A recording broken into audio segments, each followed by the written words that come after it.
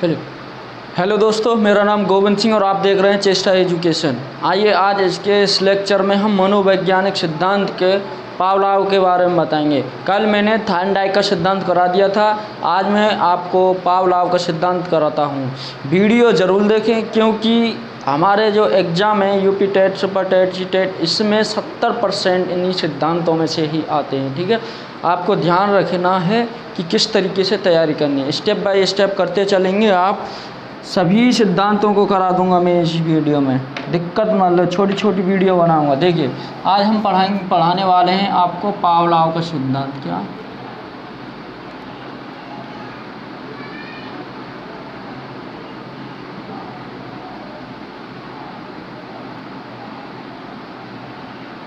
Pavlov का सिद्धांत कराएंगे आज हम आपको। देखिए इनको हम ईपी पावलोव के नाम से भी जानते हैं। ठीक है, इनको हम ईपी पावलोव के सिद्धांत से भी जानते हैं। ये कहाँ के थे? ये एक रूसी वैज्ञानिक थे। ये एक रूसी वैज्ञानिक थे और इन्होंने क्या किया था? ये एक रूसी वैज्ञानिक थे और इन्होंने एक शोध किया था। किस पर किया था? इन्होंने शोध किया था पाचन क्रिया पर। इन्होंने पाचन क्रिया पर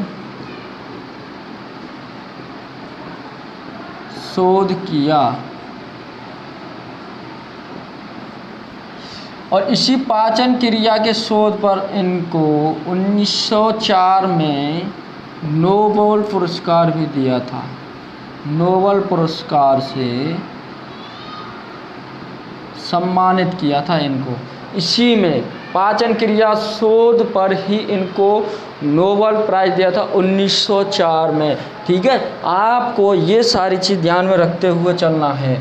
और इनका क्या हुआ देखिए, मैंने आपको बताया था कल, क्या बताया था कि अनुक्रिया और उद्दीपक जब ये होती है तो क्या होता है? अनुबंधन। क्या होता है? अनुबंधन होता है। देखिए ये मैं आपको करा चुका हूँ। ये क्या? रेस्पॉन्स। ये क्या है हमारा? स्टिमुलर। और इसको हम क्या? लक्ष्य भी कहते हैं, उद्दीपक या लक्ष्य। देखिए हुआ क्या है कि अनुक्रिया या उद्दीपक बराबर अनुबंधन होता है।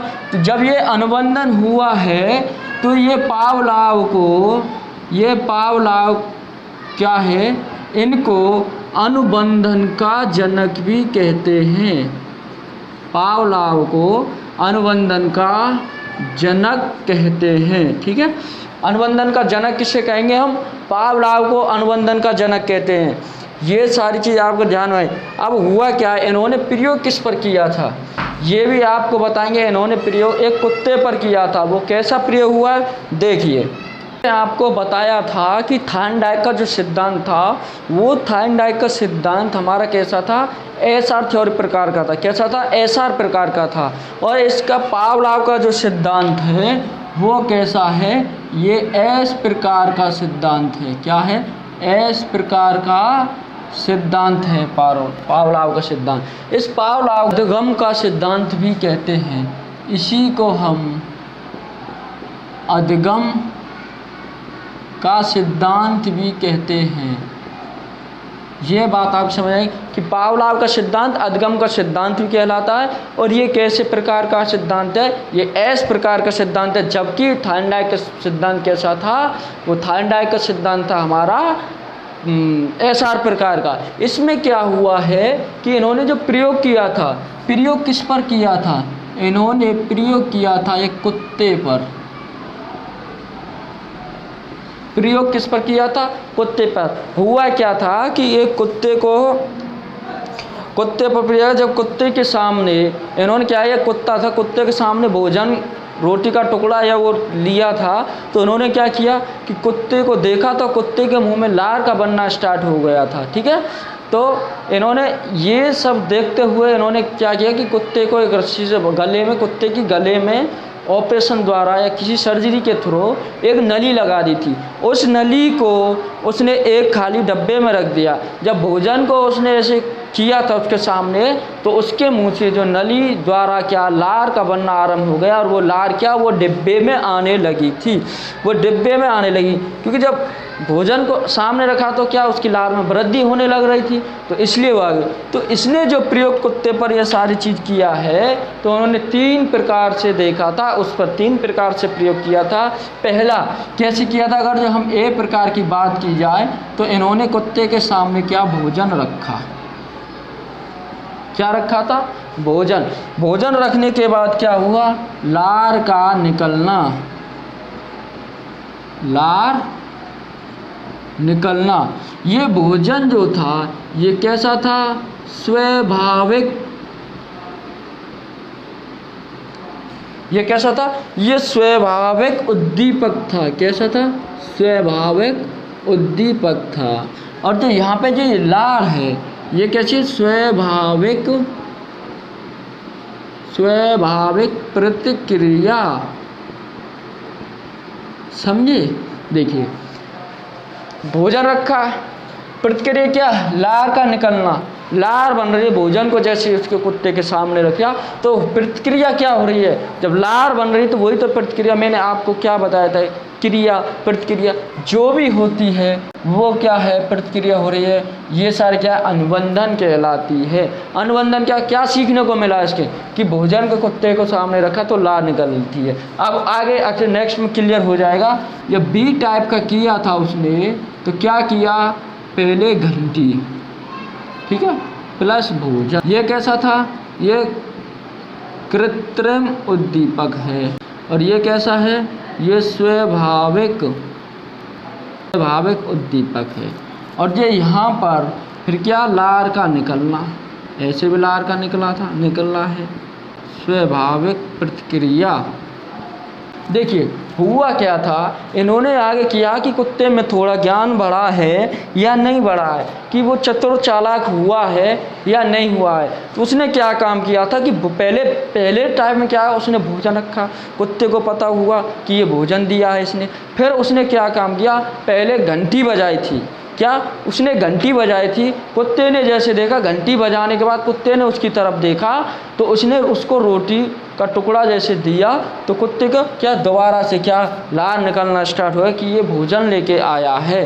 तो यहाँ पर ये प्रतिक्रिया क्या, लार निकल रही है, ऐसे भी ये क्या सब प्रतिक्रिया हुई है। आगे फिर क्या किया उसने, एक इसमें नोट करने वाली जो एग्जाम में जो क्वेश्चन बनता है वो यह बनता है कि घंटी और भोजन के बीच में जो समय लगता है वो कितना लगा था।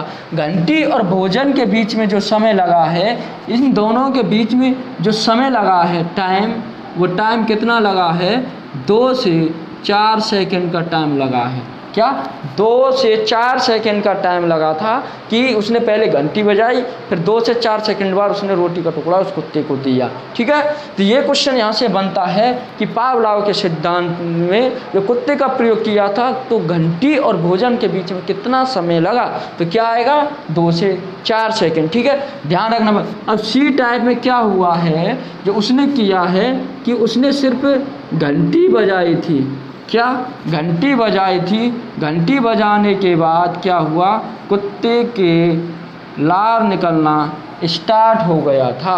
क्योंकि पहले देखा घंटी बजाने का भोजन मिला, उसने जैसे ही घंटी बजाई कुत्ते को लगा कि क्या भोजन मिलेगा, तो इसने क्या किया, ये भी क्या कृत्रिम उद्दीपक रहा है, ये हमारा क्या कृत्रिम उद्दीपक इसको बोलेंगे। और ये क्या स्वाभाविक प्रतिक्रिया, ये हमारी स्वाभाविक प्रतिक्रिया होगी।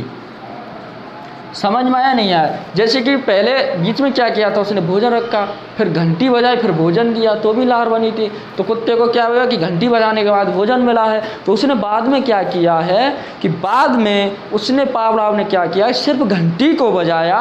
घंटी को बजाते ही कुत्ता उसकी तरफ आया और मुंह में लार बनना स्टार्ट हो गया। उसने देखा कि घंटी बजाने से भी डब्बे में लार कुत्ते के मुंह से आ रही है। ठीक है, तो लार क्या करती है, ये हमारी पाचन क्रिया को करती है। इसलिए क्या उसने बताया कि इससे पाचन क्रिया का शोध किया था। देखिए, चलिए ये बात आपके क्लियर आ गई समझ में।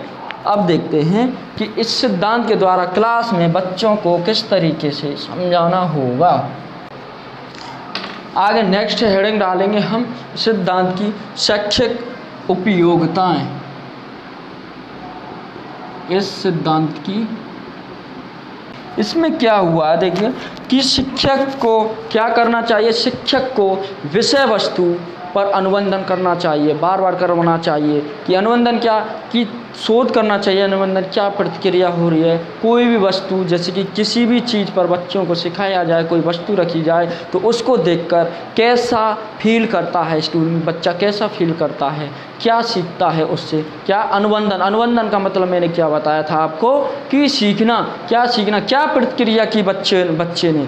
आपने बच्चे को एक पेन दिया, उस पेन को देख के बच्चे की मन भावना उत्तेजित क्या होती है, क्या प्रतिक्रिया करता है, क्या उसे लेने के लिए लालायित होता है। ठीक है, ये सारी क्या है, ये अनुबंधन का होता है। जैसे कि आप किसी बच्चे को सिखाते हो 1 2 3 4 5 6 एग्जाम्पल तौर पर, जैसे कि 1 2 3 4 5 6। ठीक है, ये सिखाते हैं। ये किसके द्वारा सीखते हैं, ये अनुबंधन के द्वारा ही सीखते हैं। अनुबंधन के द्वारा, अनुबंधन द्वारा। देखिए, इसमें बच्चे ने क्या फील किया कि लॉजिक लगाएगा, दिमाग लगाया, जैसे कुत्ते ने लगाया कि घंटी बजाने के बाद भोजन मिलता है। ऐसे ही बच्चन क्या इसमें संबंध देखेगा, इन सब में संबंध क्या हुआ, यहाँ एक ऐड हो रहा है, इसमें एक ऐड हो रहा है, इसमें संबंध देख के आगे बच्चा बता देगा कि आगे एक ऐड करके 7 आएगा, उसमें एक ऐड करके 8 आएगा। इसी प्रक्रिया किसके द्वारा, अनुबंधन के द्वारा, प्रतिक्रिया के द्वारा। क्या प्रतिक्रिया हुई है उसके द्वारा ही तो बताया है उसने। ऐसे ही क्या इसी अनुबंधन के द्वारा बच्चों में अनुशासन लाया जा सकता है, अनुशासन के द्वारा सिखाया जा सकता है कि अनुशासन क्या होता है। वही प्रतिक्रिया द्वारा कोई अनुशासनहीनता करता है बच्चा तो उसको जैसे डांटते हैं, फटकारते हैं, तो बच्चे दूसरे वाले क्या सीखते हैं कि अगर हम भी ऐसी प्रतिक्रिया करेंगे तो क्या होगा, हमको भी ये लगे। इसलिए बच्चा उस चीज़ को नहीं दोहराता है। तो इसी से क्या होता है, इसी अनुशासन से, अनुबंधन के द्वारा हम भय इत्यादि डर जो भी कुछ होता है उसको दूर किया जा सकता है, उससे छुटकारा मिल सकता है। ठीक है, चलिए ये शिक्षा में बता दिया जाता है। बाकी का आपको हम लिंक में डिस्क्रिप्शन में आपको PDF फाइल उपलब्ध कराई जाएगी। आप हर सिद्धांत की आप PDF फाइल ले सकते हैं, देख सकते हैं कि क्या है। जैसे कि इससे हैंड नोट्स जो बनाए हुए हैं आप उनको एक तरह से देख सकते हैं। अगर आपको हमारी ये वीडियो पढ़ाने का तरीका या कोई भी कमी दिख रही हो तो उसको कमेंट सेक्शन में आप हमको बता सकते हैं। नहीं तो आप इंस्टाग्राम लिंक भी आपको दे दी जाएगी, टेलीग्राम लिंक भी आपको दे दी जाएगी, उस पर हमको डायरेक्टली मैसेज करके आप हमको बता सकते हैं कि क्या कमी रही है। कि हम सब डेली का यहाँ से आके आपको मंडे से नहीं तो वेडनेसडे आपको हम हिंदी भी पढ़ाएंगे, हिंदी बाल विकास के बारे में भी बताएंगे। ठीक है, ये पहले हम सिद्धांतों को करा रहे हैं मनोवैज्ञानिक में, आप चिंता नहीं कि चाइल्ड डेवलपमेंट भी कराया जाएगा। ठीक है, CDP भी हम कराएंगे, क्या ग्रोथ होता है। तो ठीक है, इस वीडियो में आज के लिए इतना ही। हम ज़्यादा लंबी वीडियो नहीं कर सकते हैं, छोटी छोटी वीडियो में ही हम आपको बताएंगे। Okay bye.